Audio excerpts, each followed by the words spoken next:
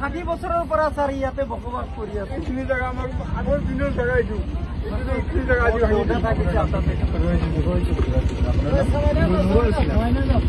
আপোনাৰ নাম? হাফিজুৰ ৰহমান। মই এতিয়া কথা পাতিছোঁ। মই অলপ আগতে একচুৱেলি ডিচিৰ লগত কথা পাতি আছিলোঁ, এখেতে শুনিয়ে আছিলে। মই ডিচিক কৈছোঁ যে আপোনালোকেতো ভাঙিলেই, এটা কাম কৰক, এই ৩,৫০০ বিঘাৰ ভিতৰত ৫০০ বিঘা মাটি আমাৰ ৰাইজক দি দিয়ক।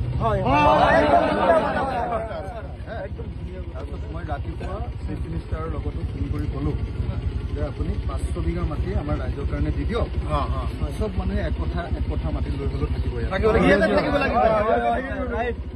মই চেষ্টা কৰি আছোঁ, জাষ্ট দুটা কৰি আমি যাতে ঘৰ বনাই ইয়াতে থাকিব পাৰোঁ। আৰু এটা কথা কি, আমাৰ ৰাইজৰ যিখিনি মানুহ ইয়াত আছে, যিখিনি ঠাই দি আছে, তাতে কোনো যাতায়াতৰ কমিউনিকেশ্যন বেয়া, তাতে মানে আৰু ব্ৰহ্মপুত্ৰৰ এইবিলাক সিদিনা এইদিনা পানী তাতে ব্ৰহ্মপুত্ৰ ডিচি এখেতে শুনি আছে।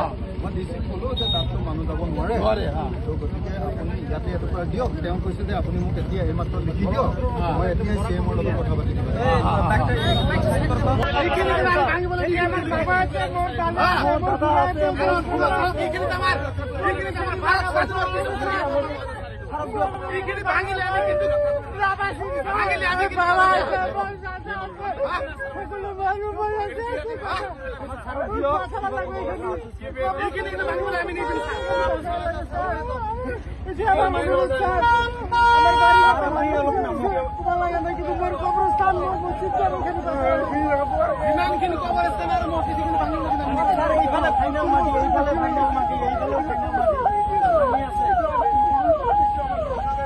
ষাঠি বছৰৰ পৰা ছাৰ ইয়াতে বসবাস কৰি আছে। এইখিনি জেগা আমাৰ আগৰ দিনৰ জেগা এইটো।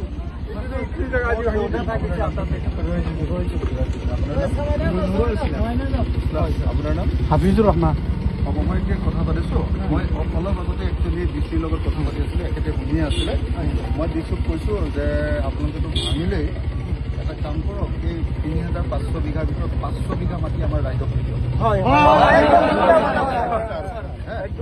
তাৰপিছত মই ৰাতিপুৱা চিফ মিনিষ্টাৰৰ লগতো ফোন কৰি ক'লোঁ যে আপুনি ৫০০ বিঘা মাটি আমাৰ ৰাইজৰ কাৰণে দি দিয়ক।